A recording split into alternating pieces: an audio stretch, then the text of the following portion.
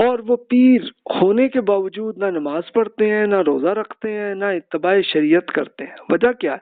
صرف یہ کہ وہ کہتے ہیں کہ جی اب ہم روحانیت کے اس مقام پر فائز ہیں کہ جہاں یہ رسوم ظاہری بیکار ہو جاتی ہے، اور اپنی زعم باطل کی تائید میں یہ آیت پیش کرتے ہیں، یعنی اپنے رب کی اس وقت تک عبادت کرو جب تک تم میں یقین کی کیفیت پیدا نہ ہو۔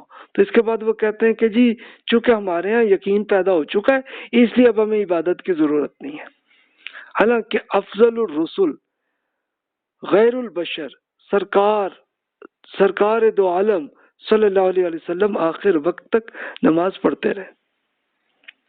پھر درویشی کے پردے میں منیات یعنی حرام کاموں کا ارتکاب بھی کرتے ہیں، اور کہتے ہیں کہ جی ہم تو اس لیے شراب پیتے ہیں تاکہ لوگ ہمیں برا سمجھیں اور اس طرح کہ ہمارا نفس مردہ ہو جائے، جو مقصود اسلام ہے۔ یہ بے شرع اور خلاف شرع صوفی جو دراصل ملاحدہ اور زنادقہ کی جماعت کے دو افراد ہیں، 5ویں صدی سے دنیا اسلام میں اپنی فتنہ پردازی اور شرارت انگیزی میں مصروف ہے۔ تو یہ 5ویں صدی انہوں نے 400 ہجری آنورڈ سے چشتی صاحب نے یہ فرمایا کہ ایسے ایسے لوگ پیدا ہوئے ہیں کہ جو شریعت کے بالکل خلاف اور شریعت کے جو حرام احکامات ہیں ان پہ بھی وہ عمل کرتے ہیں۔ تو پریکٹیکلی چشتی صاحب نے جیسا فرمایا تو آپ پریکٹیکلی بھی دیکھ سکتے ہیں، تو ایسے واقعات ہوئے۔ تو یہ آئیڈیاز اس کا عوامی تصوف اس طرح سے پھیلنے لگا۔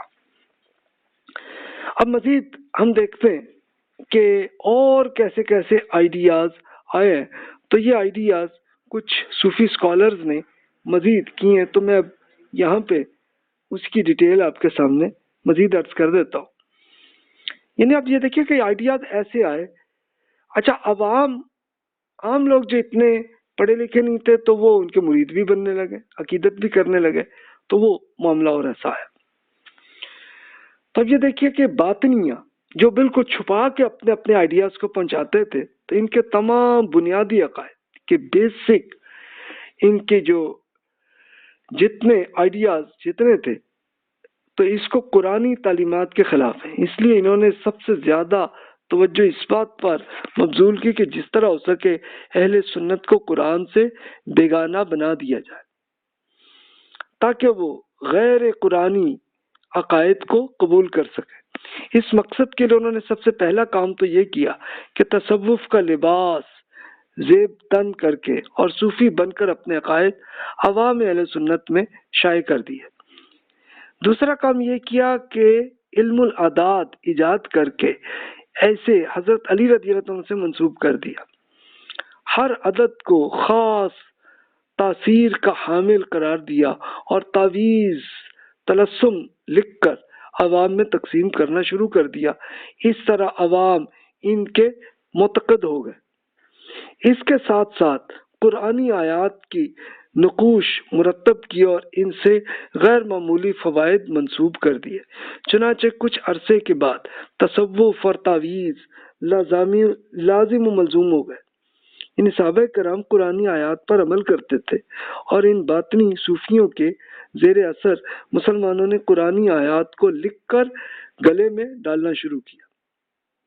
جو قرآن مجید اس کے ایک ایگزامپل انہوں نے دی ہے کہ یہ تہران جو ایران کا مین کیپٹل ہے، تو اس میں انہوں نے 1918 کی ایک خورشیدی میں شائع ہوا ہے، تو اس میں دیکھیے کہ نقوش بھی انہوں نے درج کیے ہیں۔ تو اس میں انہوں نے ایک پوری تفصیل، یہ ترجمہ خاتم المجتہدین شیخ بہاؤالدین عاملی صاحب سے منقول ہے کہ اگر عمر میں ایک بار بھی اس نقش کی جانب نظر کی جائے تو ایسے شخص پر دوزخ کی آگ حرام ہو جاتی ہے۔ یہ دیکھیے کہ یہ اس کی پکچر میں نے آپ کے سامنے کر دی ہے۔ تو بھی اس طرح کے یہ ایک طرح کے آپ کہہ لیں کہ یہ بالکل تعویذ ایسے قرآن پاک کے بنانے لگے۔ اب یہ آئیڈیا ہوا کب؟ یہ 350 ہجری آنورڈ یہ معاملہ آج تک جاری ہے۔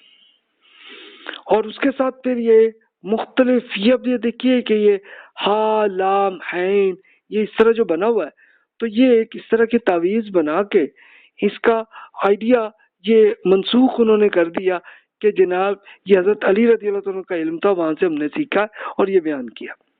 تو اب آپ یہ دیکھیے کہ آپ کو کئی پرانی بکس میں بھی آپ کو یہ آئیڈیاز مل جائیں گے، اور یہ مسلمانوں کے سارے فرقوں میں یہ آئیڈیاز آپ کو ملے گا کہ جو بھی متاثر ہوئے اس ٹائم میں۔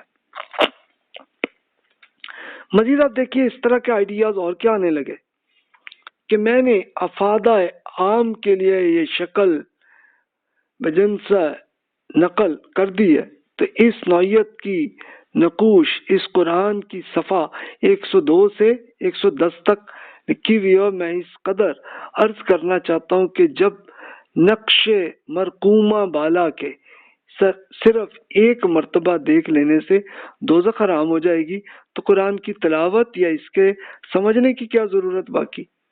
تو یہ آئیڈیاز آنے شروع ہے۔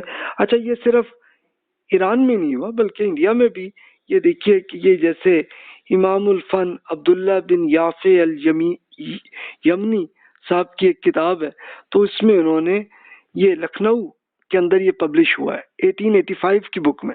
تو اس طرح سے تعویذ انہوں نے کیا، یعنی قرآن کا مقصد یہ چھوڑ دیا گیا کہ جو صحابہ کرام کا تو یہ تھا کہ قرآن پاک کو پڑھتے تھے، سمجھتے تھے، غور کرتے تھے، اس پہ عمل کرتے تھے، تب ہم جا کے جہنم سے بچیں اور جنت میں پہنچیں۔ تو اب تصوف کے اندر آئیڈیاز ایسے آنے لگے کہ بس جناب قرآن سے یہ تعویذ لو اور بس اس پہ تم اسی کو دیکھتے جاؤ، تم جہنم میں سے بچ جاؤ گے اور جنت میں پہنچ جاؤ گے۔ تو یہ دیکھیے اس طرح کے آئیڈیاز ایسے عام آنے لگے مسلمانوں کے مختلف گروپس میں۔ پھر مزید یہ دیکھیے، اب یہ پورا ایویڈنس ہے جو میں عرض کر رہا ہوں کہ ایک نظم بھی لکھی ہے جو حضرت علی رضی اللہ عنہ سے منسوب کی گئی ہے۔ اس کا ترجمہ یہ عرض کر دیتا ہوں سمپل ترجمہ یہ ہے کہ جس نے اسے لکھ کر اپنے اپنے بستر میں رکھ لیا تو جس پر وہ سونے لگا تو اسے کبھی احتلام نہ ہوگا، اور اگر وہ اسے آپ زمزم سے لکھ کر پی لے گا تو اس سے جنسی خواہش مکمل طور پر ختم ہو جائے گی۔ اگر وہ جنسی عمل کرے گا بھی تو وہ لطف اندوز نہ ہوگا۔ تو اب یہ حضرت علی رضی اللہ عنہ کے نام پہ یہ ایک آئیڈیا، یعنی آئیڈیا ان کے تھے لیکن وہ حضرت علی رضی اللہ عنہ کے نام پہ منسوب کر کے اس طرح پروپیگنڈا کر کے ان میں کیا، اور حضرت علی رضی اللہ عنہ تو کیا بلکہ رسول اللہ صلی اللہ علیہ وسلم کے نام کے بھی اسی طرح، یعنی یہ جعلی آئیڈیاز ایسے پھیلنے لگے۔ یعنی جناب ہم نے تعویذ بنایا ہے، اس کو تم اگر سامنے اپنے بیڈ کے اندر آپ کر لیں تو جناب آپ پہ اطلاع نہیں ہوگا، اور اگر آپ پی لیں گے تو آپ پہ جناب کوئی ازدواجی تعلق بھی آپ نہیں کر سکیں گے۔ تو یہ صوفیہ کے ہاں یہ آئیڈیا تھا کہ جناب ہم بالکل ازدواجی تعلق کر ہی نہ سکیں، تو وہ اس کی کوشش کر رہے تھے۔ تو یہ آئیڈیاز ایسے آنے لگے۔ اسی طرح ایک اور یہ طریقہ تھا کہ دل صاحب اولاد سے انصاف طلب ہے، تو یہ انہوں نے اس پہ ایک تنقید کرتے ہوئے کہا کہ جناب دل صاحب ایمان سے انصاف طلب ہے، قرآن سے یہ دل لگی اف کیسا غضب ہے۔ انہوں نے یہ شاعری میں تنقید کی کہ جناب آپ دیکھیں کہ آپ نے قرآن کو استعمال کس طرح کرنا ہے۔ تو یہ مسلمانوں کے ہاں 350 ہجری آنورڈ، اب چشتی صاحب نے 400 ہجری انہوں نے فرمایا تو ٹھیک ہے۔ تو اس طرح سے چشتی صاحب نے مزید یہ آئیڈیا دیا کہ ایسے ایسے آئیڈیاز پھیلے، یعنی قرآن حکیم پر یہ ظلم تو شاید کافروں نے بھی نہیں کیا ہوگا جو اس امام الفن نے کیا۔ بہرحال باطنی اپنے مقصد میں کامیاب ہو گئے۔